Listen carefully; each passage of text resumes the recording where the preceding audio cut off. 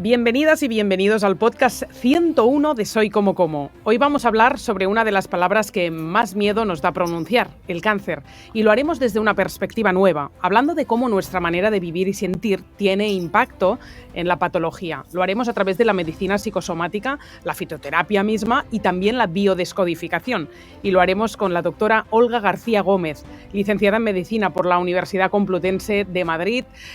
También participa pasando consulta en el Hospital Anderson Cancer Center, máster de PNI, psicoterapia breve y medicina psicosomática. Experiencia también en medicina tradicional china y otra larga lista de formaciones. La podéis seguir en Instagram, doctora Olga García Gómez, DRA, en vez de doctora entero, DRA Olga García Gómez, y es así también su misma web. Antes de saludarla, como siempre, nos acompaña Naturs Plus, nuestra empresa de suplementación patrocinadora del podcast. Hoy nos interesa hablar del Keto Living Sugar Control, un suplemento que nos ayuda a mantener las glucemias en orden, porque durante el podcast de hoy, entre otras cosas, hablaremos sobre la importancia de mantener a raya la glucosa en sangre. Y antes de empezar, recordarte que volvemos con nuestro programa online para que puedas perder peso y mejorar tu metabolismo.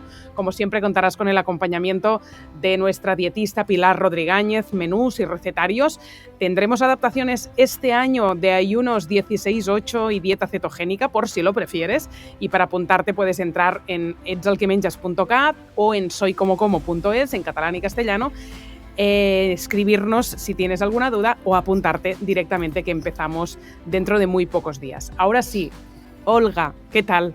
Bienvenido al podcast. Muchísimas gracias, Nuria, por la acogida, por darme este espacio con tu comunidad terapéutica y nada, muchas gracias por invitarme al podcast. Encantada de estar aquí. Tengo muchas ganas de escucharte, Olga, porque hace meses que te veo, que te leo, que hablamos por Instagram, que me habían recomendado traerte al podcast. Ahora ya al boca a oreja de tengo a alguien, Nuria, tienes que darle voz.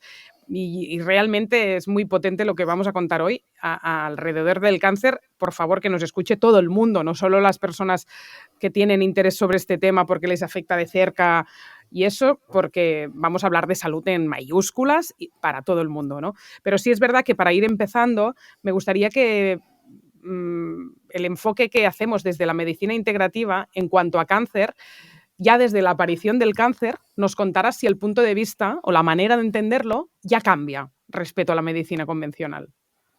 Bueno, pues cambia totalmente, ¿no? Porque la medicina convencional entiende el cáncer como una serie de mutaciones anormales, es una enfermedad genética para la medicina convencional, ¿no? Hay una serie de mutaciones anómalas que se producen, bueno, para la medicina convencional se acepta que existe una serie de tóxicos como el alcohol, el tabaco, determinados virus, el virus el Epstein-Barr, el papilomavirus, ¿no? Que pueden favorecer esas mutaciones. Y en el caso de que no existan este tipo de factores desencadenantes, pues parece que en realidad el que tú tengas un cáncer o tengas una mutación anómala en un momento determinado de tu vida es producto de la mala suerte, ¿no? Es una mala suerte, nunca he fumado, nunca he bebido, eso lo he oído muchísimo en mi consulta y ahora tengo un cáncer, ¿no? Entonces eso deja completamente desvalido al paciente, ¿no? Parece que la enfermedad crónica, que es el cáncer y cualquier otra enfermedad crónica, ¿no? Bueno, pues es una especie como de maldición divina, ¿no? Me ha llegado y no puedo hacer absolutamente nada, ¿no? Con ello, ¿no?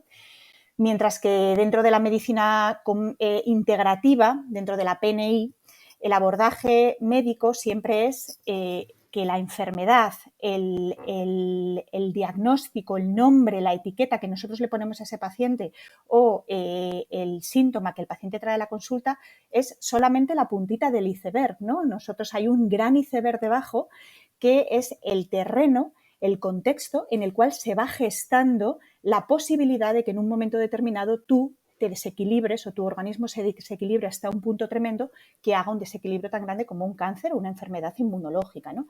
Entonces nosotros abordamos y tratamos de entender a ese paciente, ese contexto y ese terreno y ver de dónde viene, ¿no? Ese paciente, ¿no? Cuántos años ha estado desequilibrándose para que ahora tenga un cáncer, ¿no?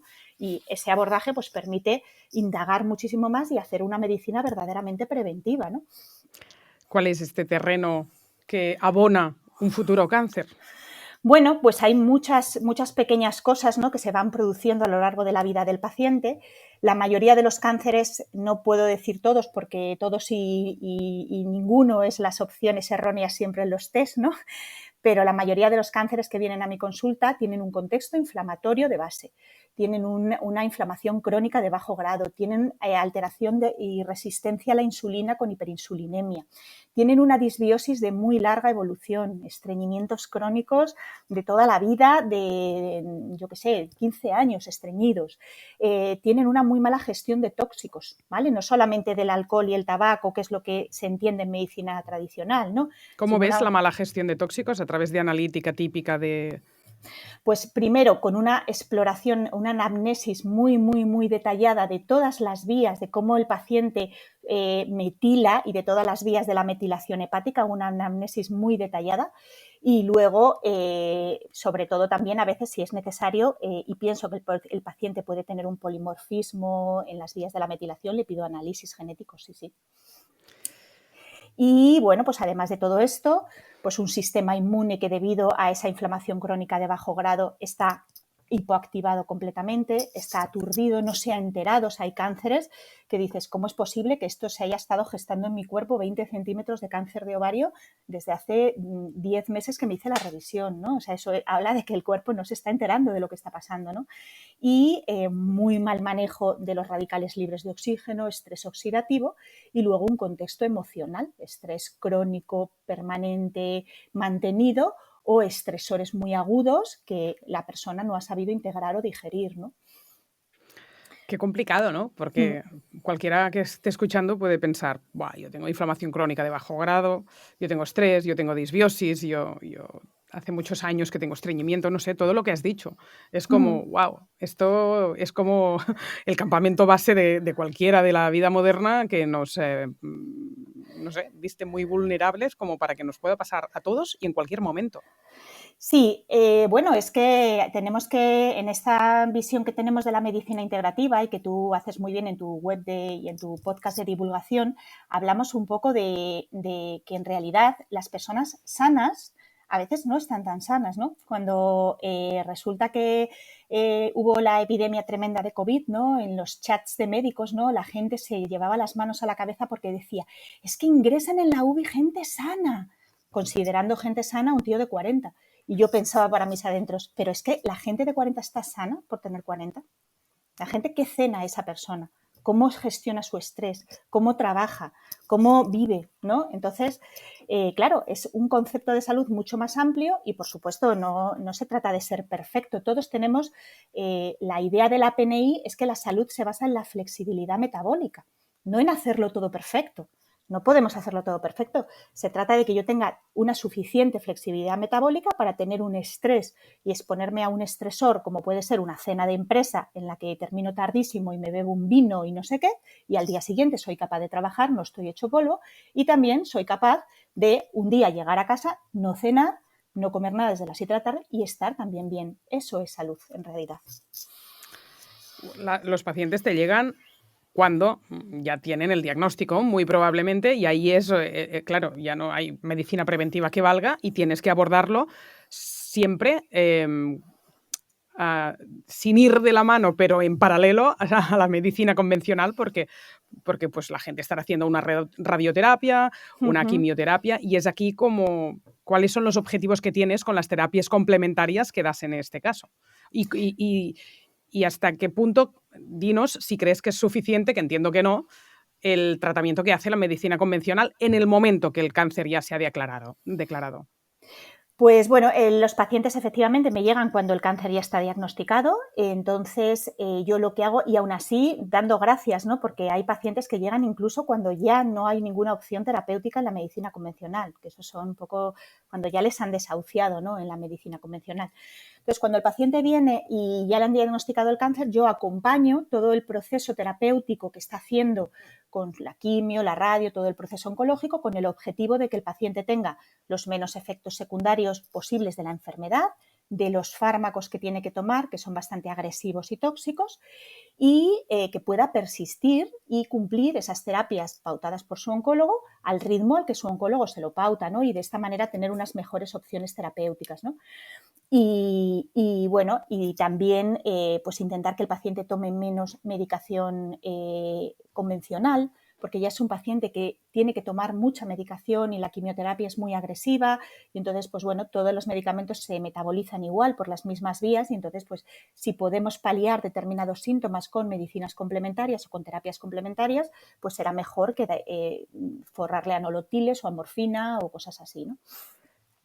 Me gustaría entender, por eso, en el momento en que se complementa con una quimioterapia, exactamente qué haces, porque seguro que va más allá de no simplemente rebajar los efectos secundarios que dé la quimioterapia. Lo que pasa es que el paciente está súper vulnerable, tiene náuseas, no le hables de alimentación saludable, no le apetece nada y está en un modo supervivencia que también está poco adherente a no sé cuántas terapias complementarias, pero sé que sabes muchas cosas y entiendo que no solo haces, oye, vamos a minimizar tus náuseas o el efecto de la quimio, es decir, vamos a ir un poco más a fondo a cómo se trata, ¿no? Dentro de las posibilidades que tenga el paciente, ya te digo, ¿no? Porque... Sí.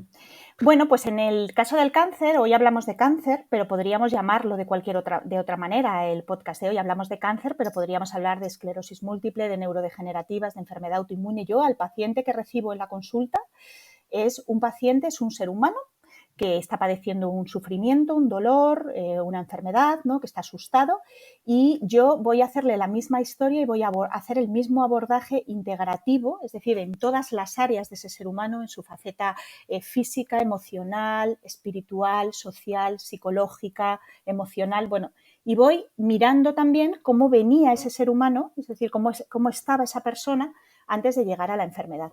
Entonces, el abordaje en realidad se parece mucho al abordaje de una enfermedad crónica, ¿no?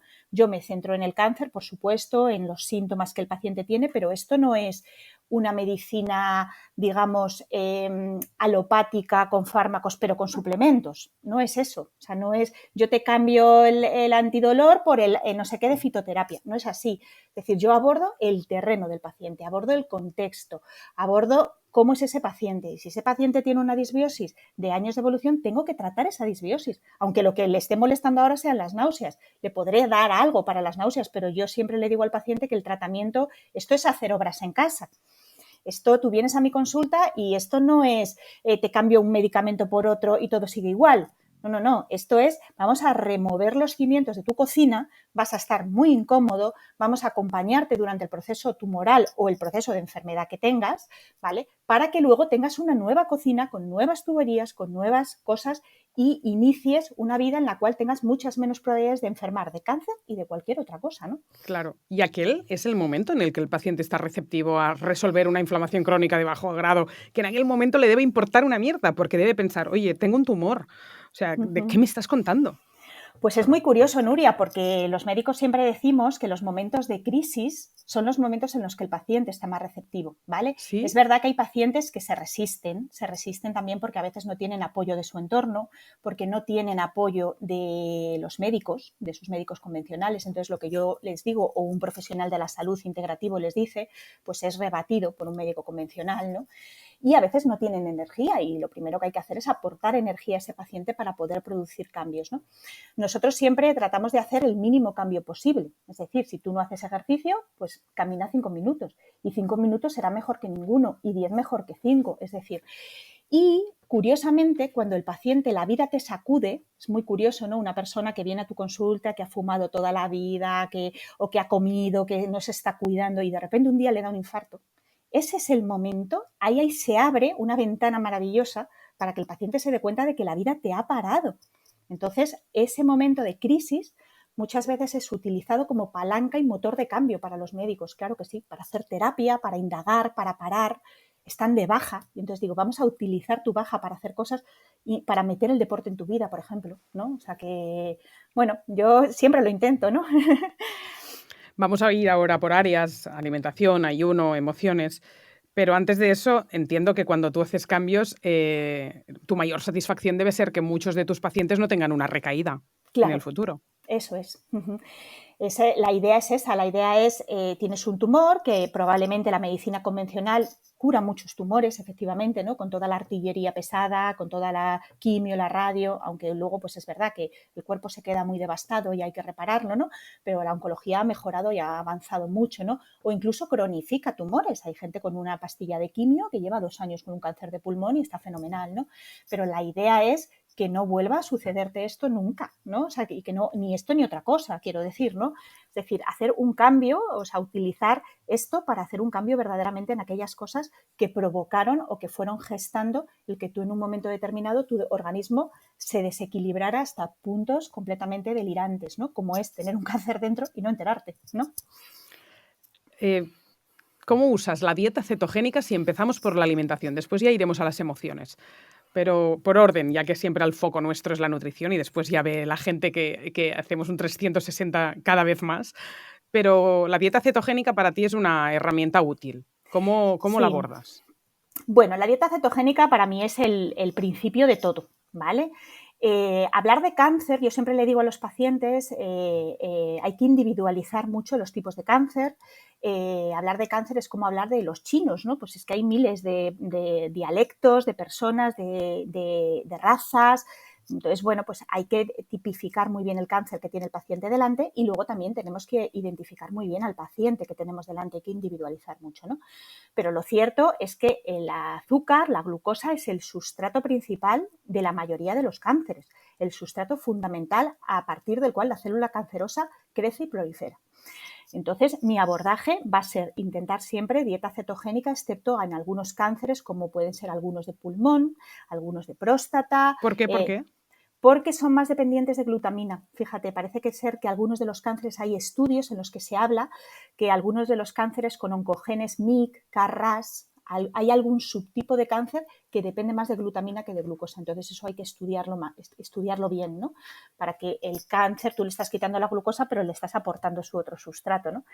Son los menos, pero la mayoría sí que dependen del sustrato de glucosa. Entonces yo siempre planteo al paciente una dieta lo más cercana a la cetogénica que pueda hacer. No hiperproteica, sí a expensas de grasas buenas, y ese creo que sería el abordaje. Si tuviera que decir un abordaje general, que siempre lo individualizo, sería ese, desde luego, dietéticamente. Ahora seguro que intentando ponerme en el papel del oyente, que saben mucho más que yo, dirían, pero la proteína de la dieta cetogénica, aunque esté a raya, si es proteína animal y está activando la vía mTOR o un aminoácido como la metionina, ¿no es peligroso? No, si es una proteína sana y una proteína buena, es más, el paciente oncológico tiene un catabolismo proteico, el cáncer induce un catabolismo proteico secundario a una neuroinflamación hipotalámica que produce una sarcopenia. Entonces, todo lo contrario, el paciente debe tener un nivel óptimo de proteínas siempre y cuando la proteína de la dieta no sea en exceso, ¿vale? O sea, yo creo que la dieta cetogénica oncológica tiene que ser preferiblemente con un exceso de grasas más que de proteína, ¿no? Una cetogénica. Y siempre que la proteína sea de calidad, claro que sí. Yo es que soy muy fan de la proteína, vamos, creo que sí, sí. Pero tenemos que hablar del Neo 5GC, que siempre sale. Es que jodido, Neo 5GC, que yo, hablando con todos vosotros, veo que estamos en un punto de alarmismo, de no mamíferos, no carne roja, y estamos barajando hipótesis. Y los estudios, y hasta el más pionero que descubrió esto, que ahora no me acuerdo el nombre, es como que tampoco lo tiene muy claro, ¿no? Sí, el Neu5Gc, pues bueno, yo creo que ya habéis hablado alguna vez de él, es un azúcar, el ser humano tenemos Neu5AC porque hubo una mutación evolutiva en la cual pues hubo un cuello de botella, ¿no? Y entonces pues los seres humanos que sobrevivieron en ese concreto a la malaria, ¿no? Pues eran los que tenían ese azúcar. Entonces nosotros tenemos el azúcar Neu5AC, ¿no? Y el Neu5Gc es el que tienen los animales, bueno, pues de vacas, carne roja, lácteos, ¿no? Y parece ser, Nuria, parece ser que el Neu5Gc se ha encontrado desplaza el Neu5AC en las barreras de nuestras células y puede provocar una alteración del sistema inmune, hiperactivándolo, hiperreactivándolo o al contrario, haciendo que el sistema inmune genere una inflamación crónica de bajo grado y generando neoantígenos. Parece ser, se han encontrado Neu5Gc en tumores, en masas tumorales, en pacientes con inflamación crónica de bajo grado. Bueno, yo creo que la medicina integrativa va avanzando, se van haciendo estudios preclínicos, somos curiosos, leemos los estudios preclínicos, pero también hay que ser dudacionista de todo aquello que nos dicen y ver un poquito dentro de 10 años o de 5 años esto que estamos hablando del Neu5Gc realmente va a tener importancia o no. Es igual, yo me pregunto muchas veces, ¿no?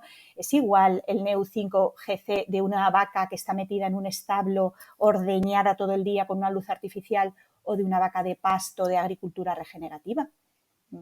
Esa es mi pregunta, ¿no? Entonces, bueno, pues lo dejamos ahí un poco en vamos a verlo, vamos a vigilarlo, vamos a observarlo, como somos curiosos por naturaleza, ¿no? Esta comunidad.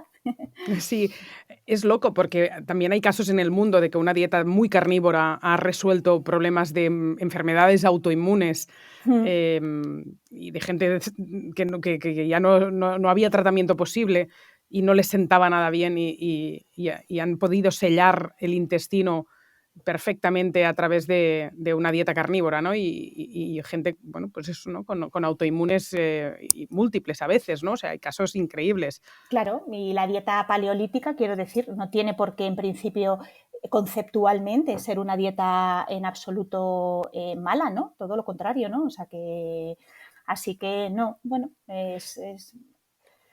Cuando tienes un paciente con cáncer, le intentas decir que coma menos mamíferos y que no tome lácteos.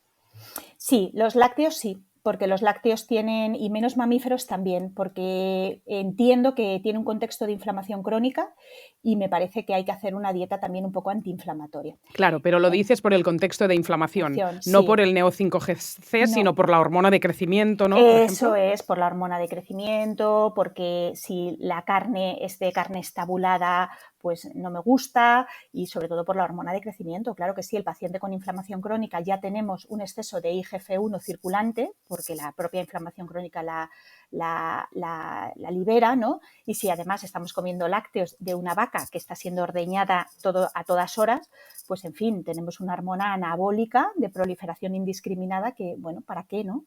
No. Hablas de vaca y incluirías cabra y oveja. No, cabra y oveja tienen menos. Yo incluiría sobre todo vacas, carne de vaca, leche de vaca principalmente. Hablas de dieta cetogénica, pero a veces también incluyes en las pautas quinoa y legumbres. Bueno, la dieta cetogénica es como el abordaje, digamos, general, ¿no? Si tuviéramos que hacer un abordaje dietético general, ese es mi primer abordaje, ¿no? Pero es cierto que no todos los pacientes pueden hacer dieta cetogénica, no todos, a veces por su nivel nutricional, a veces porque el tipo de cáncer, como te he explicado antes, también utiliza glutamina, con lo cual a lo mejor una dieta cetogénica estricta no es tan beneficiosa. Y a veces porque el entorno no ayuda ni colabora a que el paciente haga una cetogénica. El paciente no tiene ayuda de su familia, le empiezan a decir que ha dejado de comer arroz y que cómo es posible, que lo que tiene que comer es pan y no sé qué, que ha dejado de comer frutas o dulces y que debe de comer 5 piezas de fruta al día, sus médicos no lo apoyan. Van, a pesar de que hay muchísimos, ya hay evidencia científica de sobra de la dieta cetogénica en cáncer, pues llegan al hospital de turno y la nutricionista les dice que no hay evidencia de eso. Entonces, el paciente que se resiste como gato panza arriba a hacer cambios dietéticos, porque es que lo que le cuesta a la gente hacer cambios dietéticos, o sea, lo que es la alimentación, fíjate, y entonces, bueno, pues en esos pacientes o que nutricionalmente necesitan algún hidrato, trato de meter hidratos ancestrales, trigo sarraceno, algo de legumbre, es decir, mucho mejor que arroz o que pan de trigo, vamos. ¿Y el ayuno es una buena herramienta para un paciente oncológico? Jo, el ayuno es maravilloso para todos, ¿no? Y para un paciente enfermo todavía más.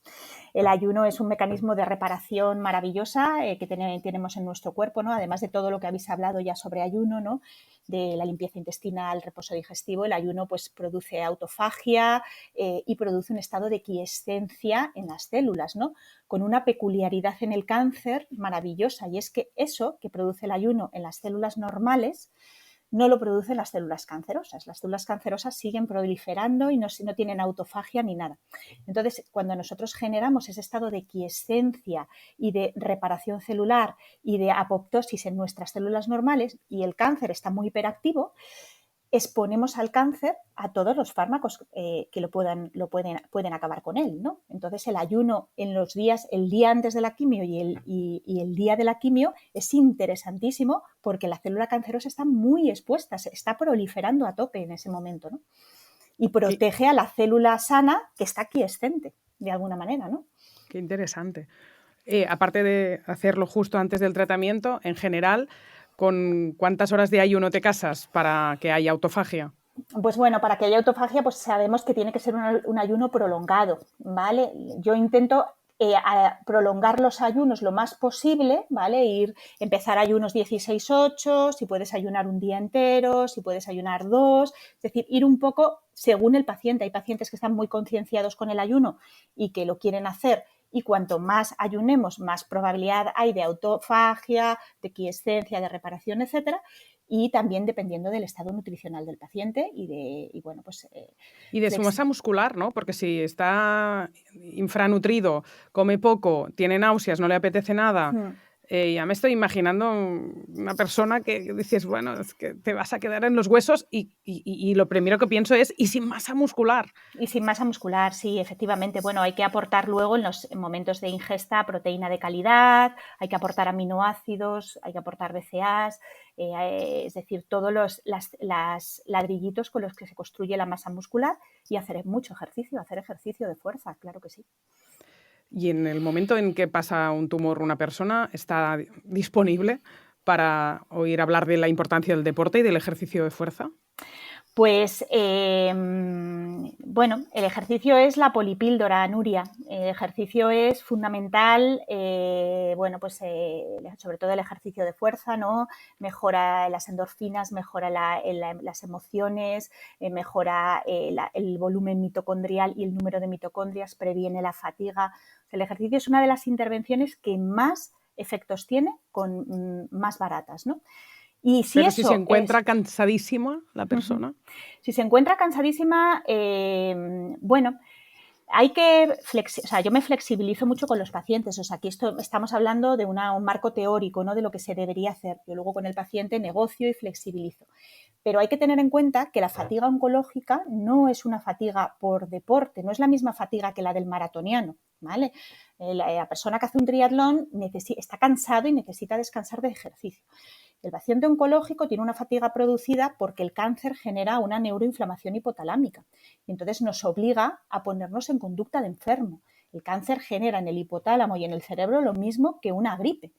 Y entonces mete al paciente en esa conducta de enfermo en la cual estoy agotado, me duele el cuerpo, no me puedo mover, no quiero socializar con nadie, solo me apetece comer hidratos de carbono y azúcar rápido, ¿no?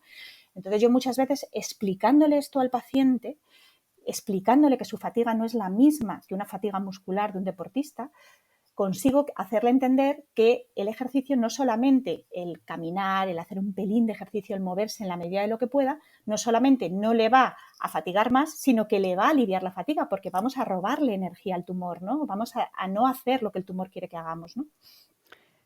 ¿Y a qué hora es interesante hacer ejercicio físico? Bueno, pues esto también es un campo, bueno, como el Neu5Gc, ¿no? También que se está estudiando muchísimo, que es la cronobiología, ¿no? De todos los órganos, ¿no? Cómo se distribuye la energía en los órganos a lo largo del tiempo, del día, cómo administrar los medicamentos, y hay estudios preciosos de la cronobiología del cáncer, ¿no? Hechos tanto en células tumorales como en animales, incluso en ensayos clínicos, fíjate, aleatorizados con dos grupos. A algunos pacientes les ponen la quimioterapia a primera hora de la mañana y a otros por la tarde, ¿no? Y parece ser que en estos estudios hay algunos cánceres, pulmón, mama, cáncer de ovario, de páncreas y de vejiga, que se han hecho estudios en estos, en los cuales el índice de proliferación, de mitosis y de replicación celular es muchísimo más alto en esos tumores entre las 8 y las 3 de la tarde. Y, de hecho, la quimio es mucho más efectiva puesta en esa hora que en horario tardío, ¿vale? Y también tienen estudios con diferentes subtipos de quimio, o sea, es muy interesante, es un campo nuevo.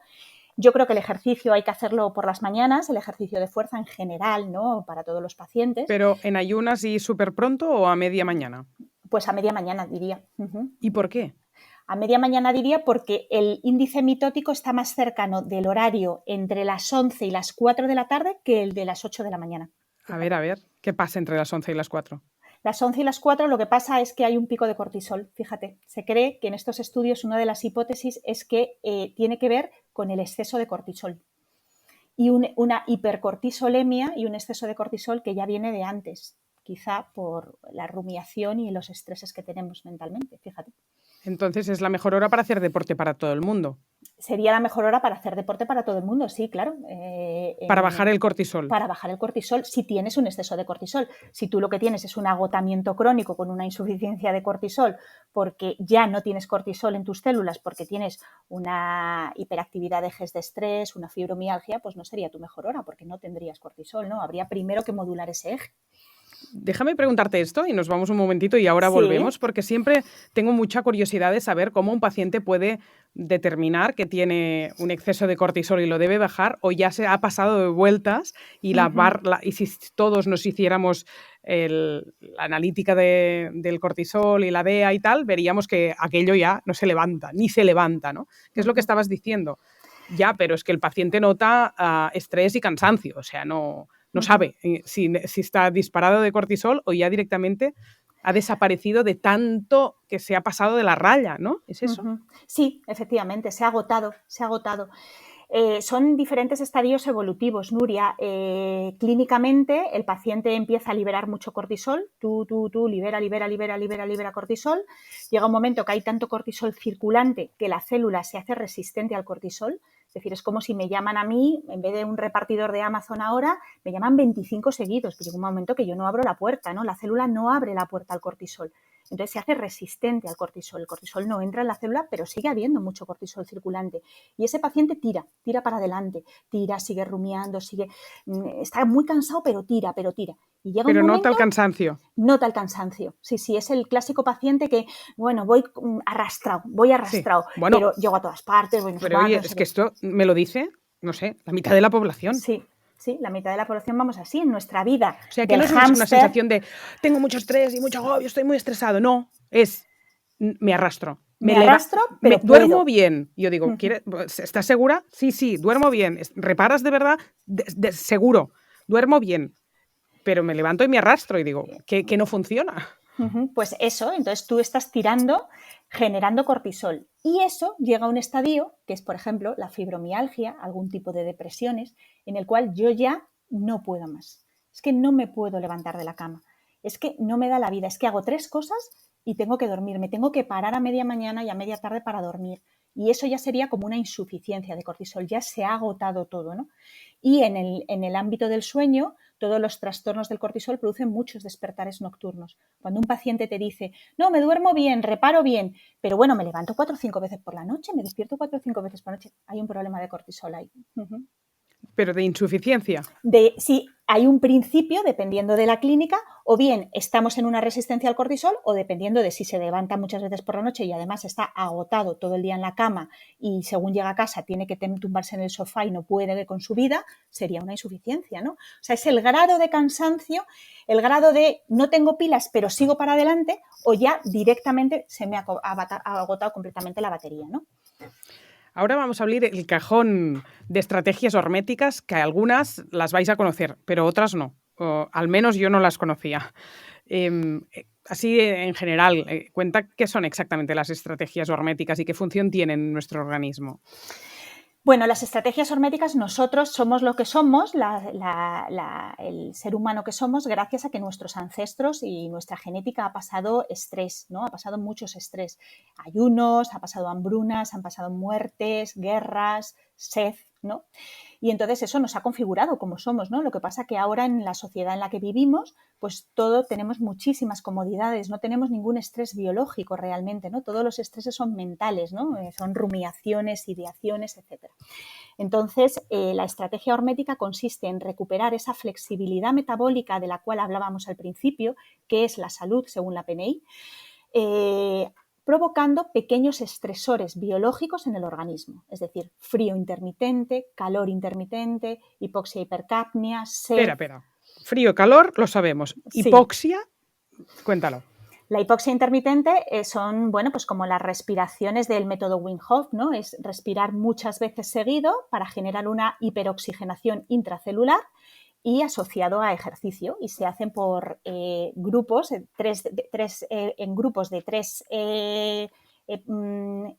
tres veces al día, ¿vale?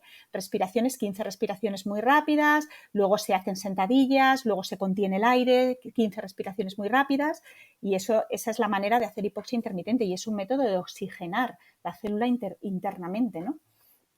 ¿Y alguna otra? La hipercapnia es también una cosa completamente, bueno, yo la primera vez que la vi me pareció como completamente delirante, ¿no? Pero sirve para aquellos órganos que tienen una presión de oxígeno muy alta, ¿no? Que es el cerebro, el riñón, el pulmón, ¿no? Y entonces lo que se hace es respirar en una bolsa CO2, ¿vale? Y se va tratando de aguantar el máximo posible respiraciones, hiperventilaciones de CO2, ¿vale? Y también es un mecanismo muy modulador del vago, del sistema nervioso parasimpático. Esto ya lo utilizaban los psicólogos, sin llamarlo hipercapnia, pero se ha utilizado mucho hacer esos pequeños estresores en pacientes con ansiedad y con ataques de pánico, ¿no? Someterles a un mini ataque de pánico en consulta para que se den cuenta de que todos los síntomas que tiene el ataque de pánico tienen que ver con síntomas físicos y no mentales, ¿no? Entonces, y ayuda mucho pues a pulmón, a riñón. Wow. Bueno, claro, ¿tú lo prescribes en consulta y ayudas a hacer esta práctica o siempre en todos los casos derivas cada vez a un profesional o esto lo puedes enseñar tú? No, eso se puede enseñar en consulta. Yo ayudo al paciente a hacer esta práctica, ¿vale? Le enseño a hacerla y, bueno, pues depende un poco de lo que yo creo que necesita y depende de cómo conecta el paciente con la práctica, si le es útil, si le parece... Por ejemplo, la hipercapnia es más difícil de asumir, ¿no? Porque se pasa mal. Cuando uno está respirando en una bolsa CO2, tiene síntomas desagradables, ¿no? De calor, de tal. Aunque, bueno, yo lo he hecho con pacientes que te aguantan respirando en la bolsa 7, 10, 8 minutos, ¿no? Y la hipoxia, sin embargo, se tolera mucho mejor y el paciente sale con una sensación como de energía, ¿no? Y entonces favorece mucho las mitocondrias y yo le enseño al paciente a hacerlo, esto, si creo necesario en su patología. Y todo esto entiendo que tiene evidencia científica. Todo. ¿Vinculada al cáncer?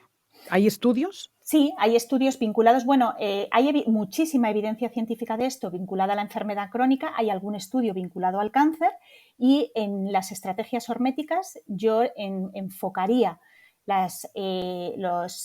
estas estrategias horméticas en paciente con cáncer como si fuera un paciente crónico. Es decir, que donde hay un déficit energético, en qué sistemas, es en el intestino, es un cáncer de pulmón, es un cáncer un tumor cerebral, qué estrategia hermética le puede venir bien y lo enfocaría como si tuviera una enfermedad neurodegenerativa, como cualquier enfermedad crónica. Pero vamos, mal no le va a venir, desde luego que no. Porque el cáncer además es una enfermedad que, sobre todo algunas estrategias como la hipoxia intermitente, el cáncer es una enfermedad que crece en condiciones de hipoxia, ¿no? Es decir, el cáncer necesita que no haya oxígeno en sus vías para crecer, estimula la producción de HIF1, ¿no? Que es un complejo proteico que inicia toda la angiogénesis, todas las carreteras por las cuales el cáncer viaja a todas las partes del cuerpo, ¿no? Y, por ejemplo, la cámara hiperbárica es una de las funciones que hace, aumentar el oxígeno, ¿no? Para contrarrestar esa vía metabólica del cáncer. Y bueno, acabo de ver un festival de longevidad en Las Vegas donde se hizo una charla solo de la cámara hiperbárica. En Estados Unidos está mucho más implementado que en España, no sé por qué. Sí, pues bueno, supongo que porque es caro, porque no está apoyado por la comunidad científica oficial, porque en España la medicina es una medicina mucho más paternalista y pública, lo cual hace que al paciente se le escuche poco, porque no es cliente. Y sin embargo, en Estados Unidos, que es de donde parten todas estas medicinas y la oncología integrativa, lo que el paciente pide y solicita y dice ha de ser evaluado y valorado por sus médicos, porque el paciente también es cliente, ¿no? Entonces, el paciente te pide que quiere yoga en tu hospital y si no, se va a otro hospital. Es un poco así. Pues mira, tiene cosas buenas ser cliente. Sí, desde luego que sí. O sea, siempre decimos que lástima, ¿no? Que no tienen sanidad pública y para mí es perjudicial, ¿no? Desde un sentido común general, pero es una aproximación interesante lo que dices. Sí, y bueno, también es cierto que La sanidad pública, por un lado, está fenomenal porque llegamos a todos, ¿no?, desde la sanidad pública, pero por otro lado, pues no hay a lo mejor dinero para poner una cámara hiperbárica, si a veces no tienen ni para mejorar su resonancia, ¿no?, en algún hospital, ¿no? O sea que... Y eso de pasar sed. Bueno, eso es también muy interesante. La sed es un estímulo que hemos perdido en nuestra sociedad, uno de los más grandes estímulos horméticos más poderosos porque lo hemos perdido, ¿no? Como bebemos todo el tiempo líquidos que tienen cosas, siempre bebemos líquidos con cosas, refrescos, tienen burbujas, zumos, es decir, no solamente ingerimos agua con cosas.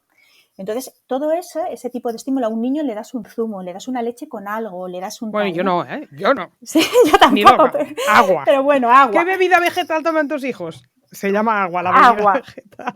Entonces, eso altera la percepción de la sed por parte del hipotálamo. El hipotálamo tiene una barrera muy finita, la parte de la barrera hematoencefálica es muy finita, es la lámina terminis, ¿no?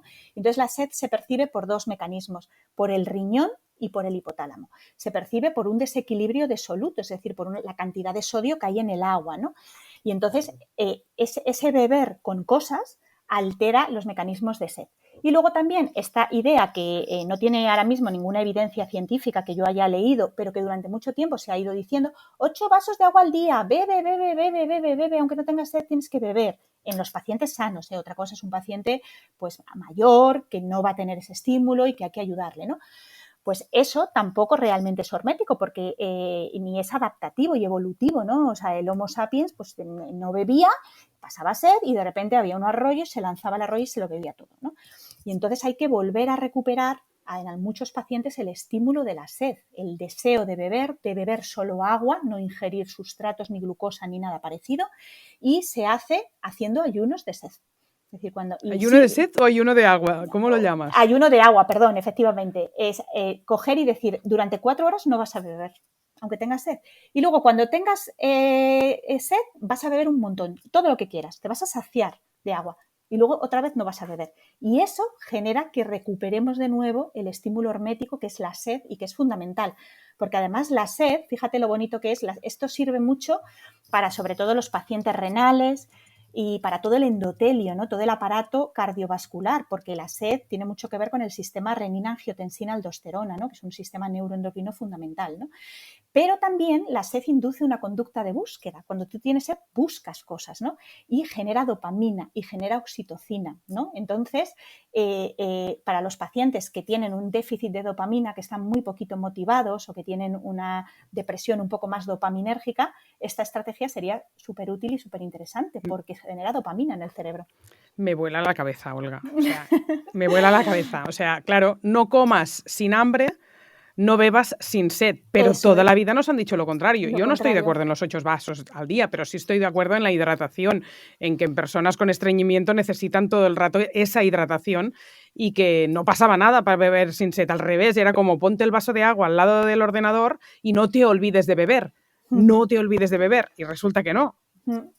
Bueno, sí, hay pacientes que tienen estímulo de sed, ¿no? Yo tengo pacientes y todos conocemos gente que tiene sed y le preguntas, ¿bebes agua? Sí, y me gusta mucho. Siempre llevo mi agua en el trabajo, tengo mi botellita y además la bebo y me apetece. Bueno, pues tú no tienes un problema con este estímulo, pero hay pacientes que han perdido ese estímulo y en ese caso a esos pacientes... Vale, o sea, si no tienes nunca sed, claro, que hay mucha gente que se olvida completamente de beber agua, a esas personas, en vez de beber constantemente, la terapia sería... Pasa las canutas, que esto es la hormesis, y a las 4 horas te bebes la fuente entera. Y así recuperarás las ganas de beber. Eso es, esa sería la idea. Wow. Bien. Vale, vamos hacia la suplementación y después a las emociones. ¿Qué pasa con los suplementos? Los antioxidantes, por ejemplo, durante la quimioterapia, o las terapias intravenosas de vitamina C, por ejemplo, ¿no? ¿Cómo lo ves? Los suplementos, los suplementos, como siempre decimos desde la medicina integrativa, la medicina natural, no son inocuos, ¿no? Por ser naturales, ¿no? Tienen sus efectos terapéuticos y tienen sus efectos secundarios. Y además tienen interacciones. Los fitoterápicos se detoxifican por las mismas vías que los fármacos normales, ¿no? Entonces, pues hay que evaluar muy bien qué quimioterapia toma el paciente, qué fármaco toma, cuándo lo toma y cómo pautar, en ese caso, los suplementos para que no interaccionen con los fármacos, no aumenten su efecto o lo disminuyan. Los antioxidantes, la quimioterapia es prooxidante, trata de matar las células tumorales oxidándolas. Y entonces los antioxidantes tomados durante la quimio pues no tendrían mucho sentido porque realmente estamos haciendo una estrategia contraria, ¿no? Yo creo más en estrategias prooxidantes durante la quimio, como es el ayuno, que por ejemplo genera que la célula tumoral, ¡guau!, de repente se vea más, ¿no?, a la quimioterapia. La vitamina C endovenosa a dosis altas es prooxidante, entonces concomitantemente con la quimio vendría fenomenal. Y sin embargo, estrategias antioxidantes para reparar los efectos de la quimio después, ¿vale? Sería un poco la idea. Fito, micoterapia, alguna cosita que te guste especialmente, hablamos de la cúrcuma, no sé, di cosas. Pues bueno, suplementos que tienen evidencia, yo siempre trato de usar aquellas estrategias complementarias que han demostrado evidencia en pacientes oncológicos y si además la evidencia es para el cáncer que tengo delante, pues con más razón, ¿no? Siempre trato de ajustarme bien a eso. Entonces, cúrcuma, vitamina C, omega 3, cuando el cáncer no está proliferando de forma aguda y no está en fase aguda, sino que ya está en remisión, glutamina, también es muy interesante, ya demuestra evidencia, micoterapia, muchísima evidencia tiene, jengibre, luego también hay un montón de suplementos anticáncer que también han demostrado evidencia, como son pues todas las crucíferas, el indol 3-carbinol, la epigalocatequina, sulforafano, o sea, resveratrol, hay muchos suplementos. Entonces, volvemos de nuevo al origen, ¿no, Nuria? La manera de abordar siempre es ¿qué paciente tengo yo delante? ¿De dónde viene este paciente? ¿Qué necesita este paciente? Entonces, de todo esto que es oncológico, ¿qué le puedo poner que le vaya bien a su disbiosis, que además ayude a su inflamación crónica, que además sirva para regular sus emociones y su estrés? Es decir, orientar y coger todo eso, todas las herramientas que yo tengo y decir, de todas estas, ¿con cuáles menos puedo hacer más efectos, ¿no? Esa sería. Y trato a la persona en sí, es decir, no el cáncer, como si te suplemento esto para los náuseas, te suplemento esto para el otro, sino yo veo a esa persona y digo, esta persona lo que tiene es que desde hace 10 años le pasa esto. Entonces, vamos a ver con todo esto que tengo aquí si puedo también abordar aquello, ¿no? Me supo mal porque hace pocos días en Instagram publiqué algo de crucíferas y del sulforafano y una mujer me decía, creo que algo así como llevo toda la vida comiendo brócoli y me acaban de diagnosticar cáncer, ¿no? En plan, no digas de las cosas que son anticancerígenas. Claro, le saltaron todas las alarmas, ¿no? Al decir, venga, vamos a hablar de crucíferas que son antioxidantes y anticáncer, ¿no? Lo típico de hablar de las cosas anticáncer, que no son milagros. Claro. Y claro, estaba cabreada con todo el sentido, ¿no? De decir, no vayáis contando todo el día el rollo este de las crucíferas, porque no, a mí no me ha funcionado, ¿no? Claro, una sola cosa no funciona. Claro, bueno, es que hablabas antes, me preguntabas sobre si solamente la medicina convencional funciona, ¿no? O hay que aportar más cosas. Es que el ser humano es multifactorial, el cáncer es una enfermedad multifactorial. No sabemos muy bien realmente tampoco, estamos tratando de entender el cáncer desde la mente del ser humano, entender a seres humanos desde nuestra propia mente, o sea, es que entonces ya tenemos mucho sesgo, ¿no? Y el cáncer está por delante de lo que la investigación, vamos siempre por detrás del tumor, ¿no? Entonces, pues realmente el abordaje tiene muchísimo más sentido en una enfermedad crónica si lo hacemos desde muchas áreas y con sinergias, abordando todas las vías metabólicas y todas las maneras y todo ese terreno, y eso será lo que más éxito terapéutico pueda tener, teniendo en cuenta que, bueno, a nivel espiritual, pues también la vida y la muerte muchas veces no depende de nosotros, de cada uno de nosotros, ¿no? Eso es un poco mi creencia también, y después de trabajar mucho con pacientes paliativos, pues yo también tengo unas creencias espirituales y bueno, pues es verdad, hay veces que no, a ti no te funciona esto, sí. Y no sabemos por qué, también tenemos que ser humildes, ¿no? Vamos a hablar un poco de emociones porque leí un artículo de tu blog que me pareció muy interesante donde te hacías la pregunta de si existe una personalidad asociada al cáncer. Sí, esto era una pregunta un poco retórica, ¿no? Ahora te contaré lo que yo opino de esto, ¿no? En la personalidad, ¿no? Pues es una mezcla de factores biológicos, educacionales, comportamentales y psicológicos, ¿no? Que conforman nuestra estructura emocional para podernos enfrentar al mundo, ¿no? Decía Theodore Milton que la personalidad es al psiquismo como el sistema inmune a la biología, ¿no? Nos protege de los estresores, ¿no? Entonces, durante los años 90 se estudió patrones de personalidad como una especie de manera de estructurar al ser humano y de entender, ¿no? Como hacemos muchas veces los médicos, los psicólogos y todos los profesionales de la salud, ¿no? Que compartimentalizamos para tratar de entender mejor a la persona que tenemos delante, ¿no? Y se establecieron unos patrones de personalidad en función de la manera en la que esas personas gestionaban las emociones y sobre todo el enfado, la ira y el estrés, ¿no? Entonces, bueno, pues hay el cliché clásico de personalidad tipo A, que es el ejecutivo de Wall Street, workaholic, que saca el aire hacia afuera, que pega 4 gritos y que indujeron que tenía más tendencia a padecer enfermedades cardiovasculares, ¿no? Y le pusieron el nombre personalidad C al paciente canceroso, ¿no? Yo, en mi opinión, después de mi experiencia de muchos años de médico, de 20 años en consulta médica, yo no creo que exista una personalidad asociada al paciente canceroso, pero sí que creo que existe un subtipo de personalidad que todos conocemos, que son personas que niegan sus emociones, que suprimen sus emociones, que tienen tendencia a reprimir las emociones, sobre todo la ira, el enfado, se comen la ira, no quieren molestar a los demás, son muy cuidadores del otro, se dedican al otro, pasan por encima de sus necesidades físicas y emocionales siempre por el otro, son cuidadores, huyen de los conflictos. Y bueno, es gente que gestiona mal las emociones porque tiende a negarlas o a suprimirlas, sobre todo las emociones desagradables que puedan generar un conflicto en su familia, en su entorno laboral, etc. Y esas personas yo creo que tienen más probabilidad por esa situación y esa mala gestión emocional de padecer enfermedades crónicas o enfermedades. No tiene por qué ser cáncer, ¿eh? Puede padecer pues igual pues un hipotiroidismo o no sabemos exactamente y no hay una correlación directa, ¿no? Pero está claro que la mala gestión de las emociones nos enferma, claro que sí. Uh-huh. Te has formado en psicoterapia breve, que es un Uh-huh. concepto que yo siempre hablo con el psicólogo Víctor Amat, que en redes ya ve la gente que tenemos como muy buen rollo, muy buena relación. A mí, justamente en los últimos tiempos, he hecho terapia con distintas personas y él es casi quien me ha dado a conocer esta estrategia, la psicoterapia breve, aunque no se la ha inventado él, ¿no? Tú te has formado en eso y como Uh-huh. médico, ¿cómo lo usas en consulta y con un paciente oncológico?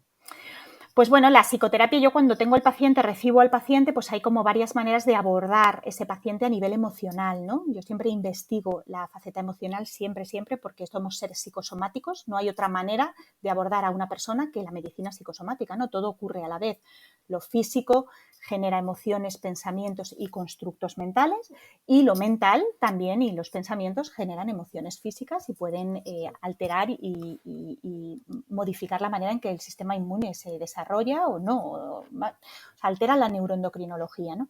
Entonces, cuando yo tengo el paciente delante, la psicoterapia breve es una estrategia muy útil para ir hacia adelante con ese paciente, para acompañar al paciente emocionalmente a lo largo de todo el proceso de la enfermedad, ¿no? ¿Qué quieres decir ir hacia adelante? Para la gente que no entienda qué es la psicoterapia breve. Desde el momento del diagnóstico, vamos acompañando con psicoterapia todo el proceso de gestión emocional de la enfermedad, ¿vale? O sea, Ir ¿qué te hacia está atrás, pasando ahora, no? eso ¿Cómo es te que te está sientes pasando ahora? ahora y qué te va a pasar dentro de un mes y dentro de 3 meses y dentro de tal, y vamos haciendo psicoterapia, que yo me he formado en psicoterapia breve, pero suelo derivar a pacientes porque suele ser una psicoterapia muy continuada, ¿no? De una vez a la semana. Entonces, suelo derivar a profesionales y a compañeros y para que te acompañen en el proceso como si fuera un psicooncólogo, ¿no? Te va acompañando en el proceso del enfermar, ¿no?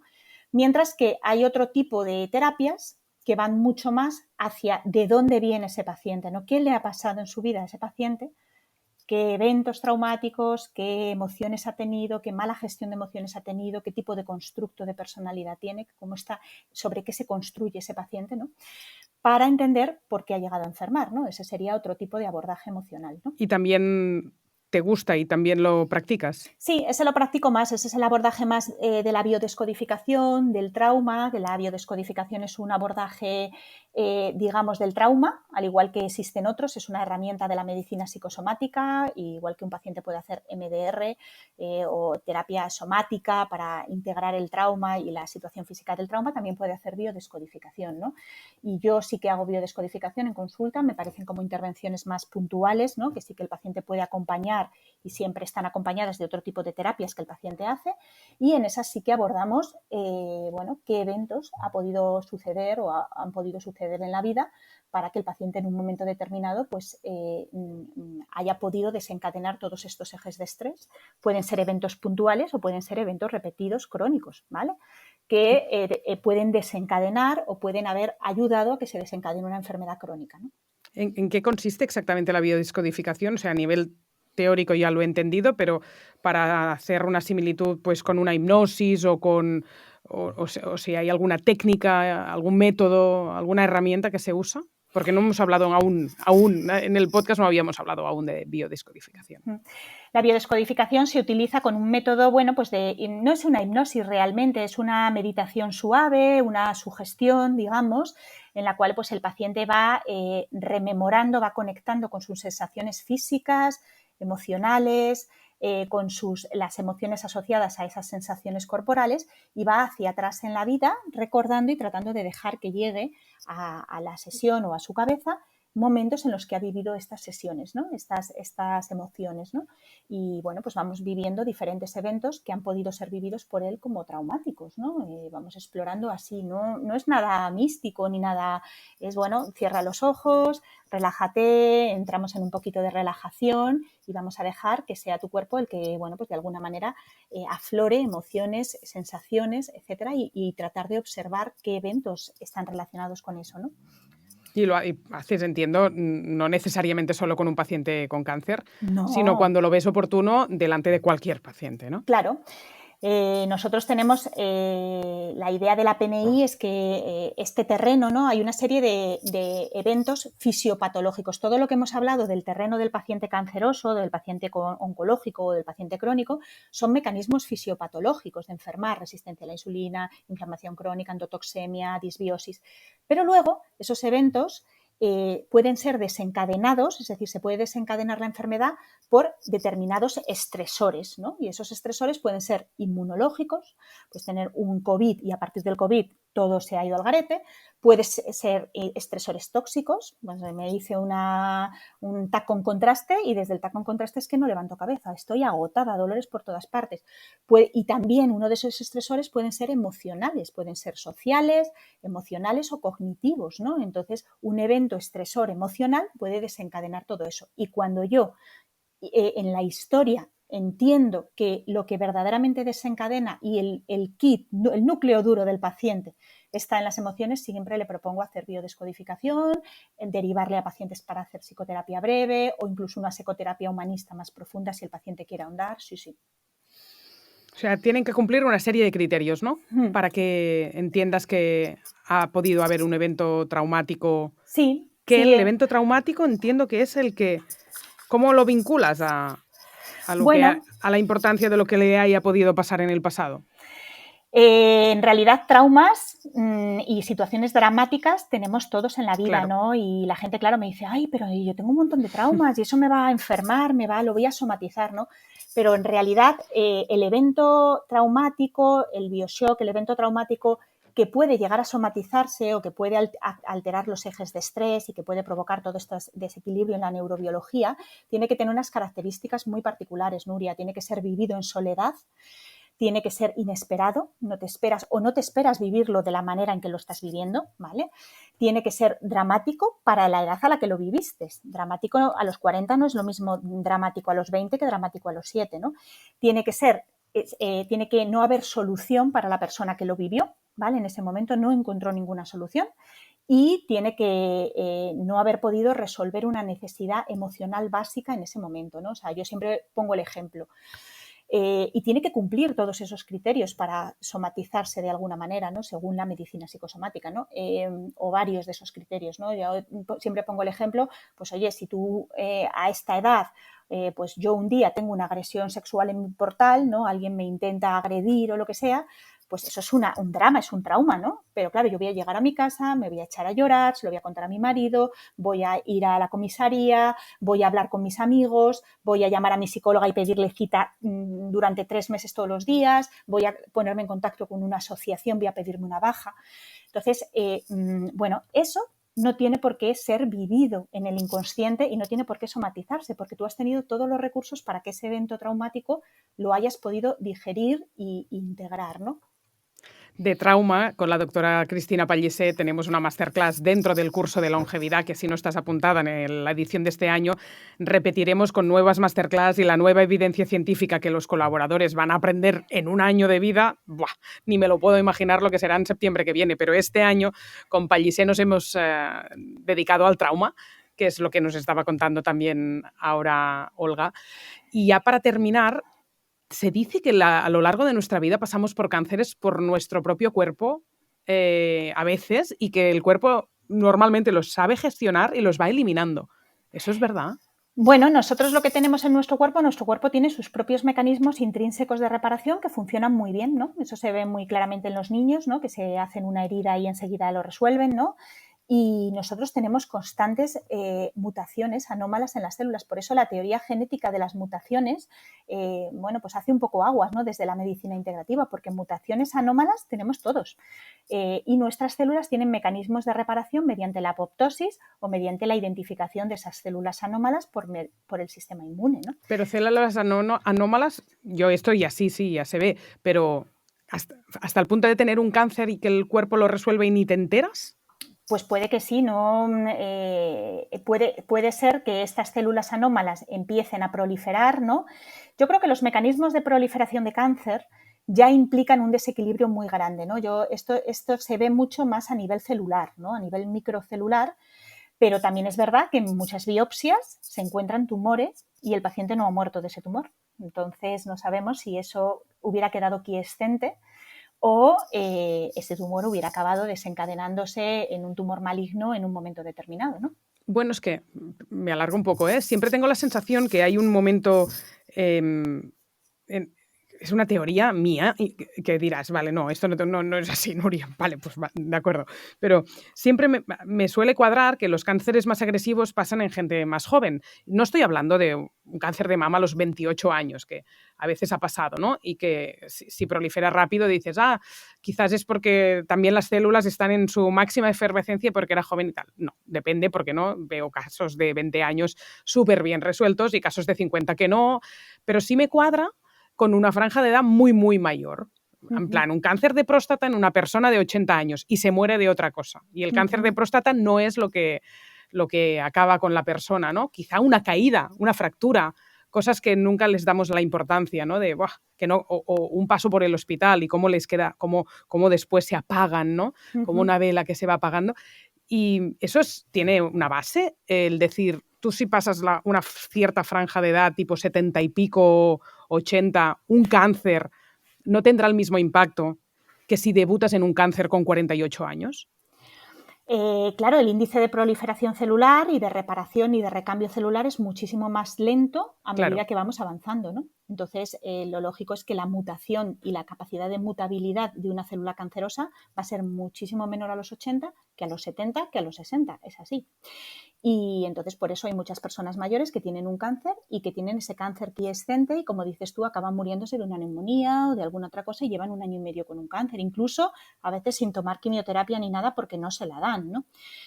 Pero también hay una cosa muy curiosa, y es que el cáncer en realidad es una patología del envejecimiento, ¿no? O sea, es algo muy, muy a pensar, ¿no? Tenemos que pensar mucho en esta sociedad que estamos haciendo, ¿no? Para que realmente el cáncer no sea una patología única y exclusivamente de envejecimiento.